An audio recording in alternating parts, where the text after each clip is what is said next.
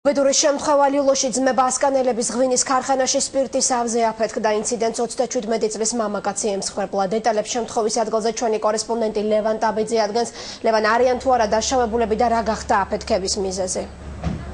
აფეთქების ზუსტი მიზეზით ამ დრომდე დაუდგენელია, თუმცა ერთ-ერთი ვერსიით აფეთქება შეიძლება უსაფრთხოების ნორმების დარღვევას გამოეწვია. ლილოში ძმები ასკანელების ქარხანაში აფეთქება დაახლოებით 12-ის ნახევარზე მოხდა, რასაც მსხვერპლი მოყვა გარდაცვლილი არ ქარხანის ერთ-ერთი თანამშრომელი 40 წლამდე მამაკაცი. თქვენ კაცი ჩემს უკან ხედავთ 20 ტონიან ავს, სპირტის ავს, რომლის აფეთქებამაც საკმაოდ დიდი დამანგრეველი შედეგი გამოიწვია.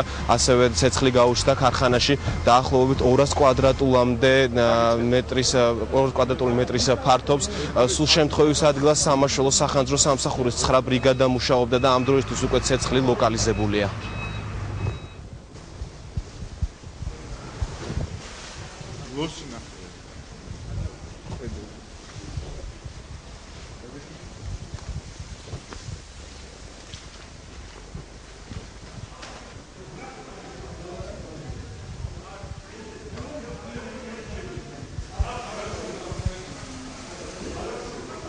აფეთქებიანი ავზი ამ დროს იმყოფებოდა ადგილზე მომსახურე პერსონალი 35 წლამდე დაახლოებით მამაკაცი, რომელიც სამწუხაროდ გარდაიცვალა.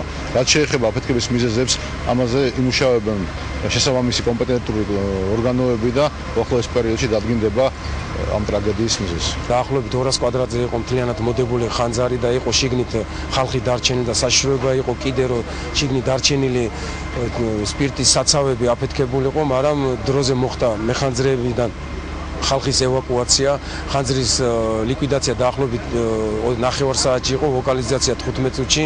არ ვიცი რა მოხდა. ვიდექი გვერდზე გავიგი აფეთქების ხმა და მეტი არაფერი არ ვიცი, გამოვიქეცი მეც.